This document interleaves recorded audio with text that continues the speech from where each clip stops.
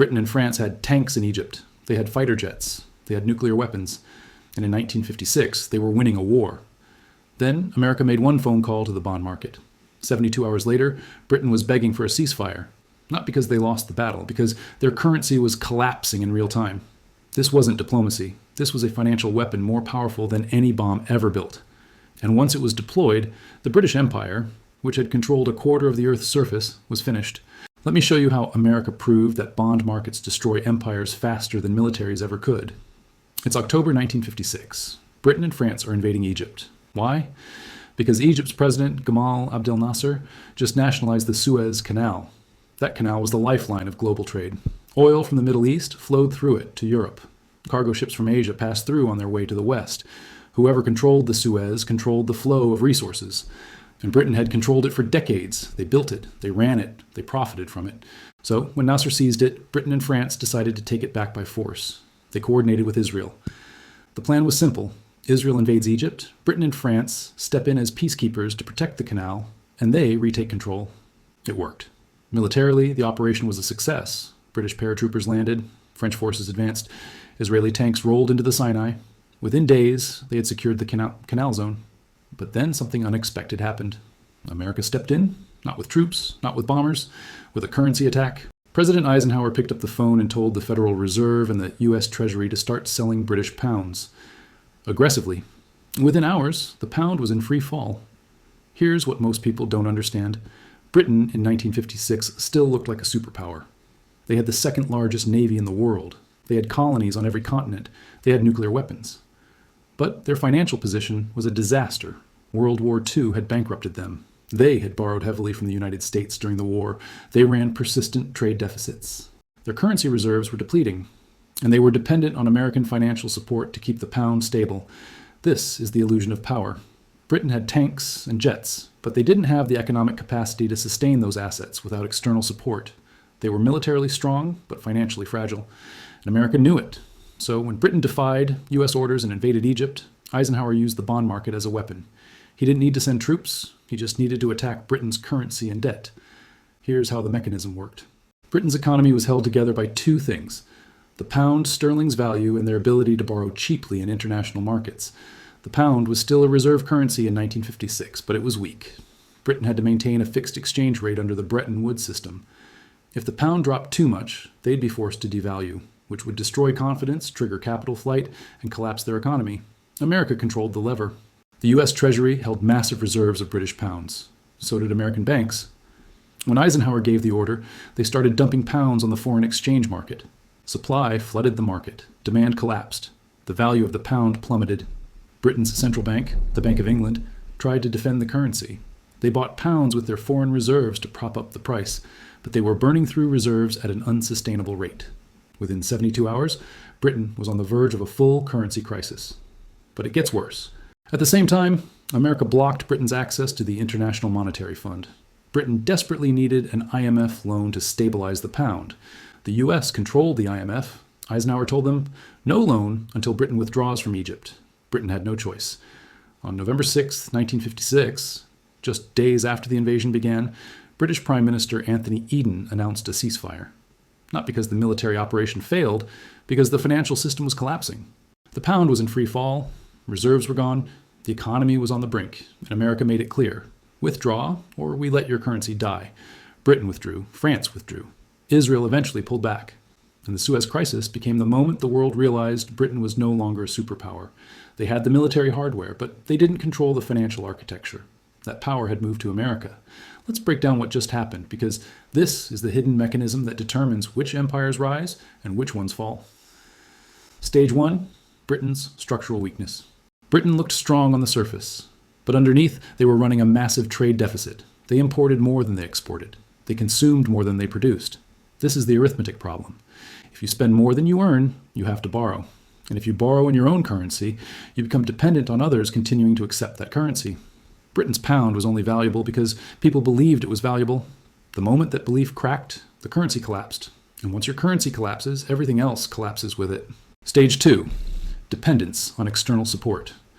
Britain couldn't defend the pound on their own. They needed American cooperation. They needed access to the IMF. They needed stable international credit markets. This is the dependency trap. When you lose financial independence, you lose sovereignty. It doesn't matter how many tanks you have. If another country controls your access to capital, they control you. America didn't need to invade Britain. They just needed to cut off the financial lifeline. Stage 3, the bond market as a weapon. This is the part people miss. Eisenhower didn't attack Britain with sanctions or embargoes. He used the bond market and the currency market. He weaponized liquidity. When the US started selling pounds, they created a liquidity crisis. Britain couldn't borrow. They couldn't stabilize their currency. They couldn't fund their military operations. And this weapon is invisible. There are no explosions, no casualties, no dramatic footage, just numbers on a ledger, but the impact is immediate and devastating. Stage 4, the illusion of military power without economic capacity. Britain had nuclear weapons in 1956. They had aircraft carriers. They had one of the most experienced militaries in the world. None of it mattered. Because military power is downstream of economic power. And economic power is not about how much money you have. It's about productive capacity. Britain had lost that capacity. They were no longer the industrial engine of the world. They were a debtor nation dependent on American financial support. So when America withdrew that support, Britain collapsed. Now here's why this matters today. The United States is in the exact same position Britain was in 1956. They still look like a superpower. They have the largest military. They have nuclear weapons. They have aircraft carriers on every ocean. But their financial position is a disaster. The U.S. national debt exceeds $34 trillion. They run a trade deficit approaching $1 trillion per year. They import more than they export. They consume more than they produce. Sound familiar? Just like Britain in 1956, the U.S. is dependent on the rest of the world, continuing to accept their currency and buy their debt. The dollar is the global reserve currency. U.S. Treasury bonds are considered the safest asset in the world, but that status is not guaranteed. It's based on belief, and belief can crack. China holds over $1 trillion in U.S. Treasury bonds, so does Japan. If they stop buying, or worse, if they start selling, the U.S. faces the same currency crisis Britain faced in 1956. And if that happens, all the aircraft carriers and nuclear weapons won't matter, because you can't fund a military without a functioning economy. And you can't have a functioning economy if your currency is collapsing. Here's the brutal arithmetic. Military strength requires economic strength. Economic strength requires productive capacity, and productive capacity cannot be sustained by borrowing and printing money. Britain tried. They borrowed to fund their empire. They ran deficits. They depended on others to finance their position. And when America decided to stop supporting them, it took 72 hours for the empire to crack. The U.S. is in the same trap. The dollar is strong because the world believes in it. U.S. debt is cheap because foreigners keep buying it. But what happens when they stop? China is building alternative systems. The Belt and Road Initiative is creating a network of countries that trade outside the dollar. The digital yuan is designed to bypass the U.S. financial system. BRICS nations are exploring commodity-backed currencies. These are not random experiments. These are preparations for a post-dollar world. And if the dollar loses its reserve status, the U.S. faces a Suez moment, not a military defeat, a financial one. Here's what people don't realize. The bond market is the most powerful weapon in the world. Britain learned this in 1956. They had tanks in Egypt, but America had control of the bond market. And the bond market won. The U.S. has used this weapon repeatedly since then. They've sanctioned countries by cutting them off from the dollar system. They've crushed currencies through coordinated central bank actions. They've used the SWIFT payment system as a financial weapon. But now, other countries are building alternatives. And once those alternatives are functional, the U.S. loses its leverage because the bond market is only a weapon if everyone needs access to it. If China, Russia, India, and the Middle East can trade without using dollars, then American control over the bond market becomes irrelevant. And when that happens, the U.S. faces the same choice Britain faced in 1956. Accept the new reality or watch your currency collapse. Let's talk about the mathematics of this. An empire cannot survive if its expenses exceed its revenue indefinitely. This is basic arithmetic. If you spend 7 and earn 5, you have to borrow 2. And if you keep borrowing, eventually your creditors lose confidence. Britain reached that point in 1956. They had borrowed too much, produced too little, and depended too heavily on external support. When America withdrew that support, the math caught up with them in 72 hours. The U.S. is approaching that point now. The debt grows by $2 trillion per year. Interest payments on the debt now exceed the defense budget.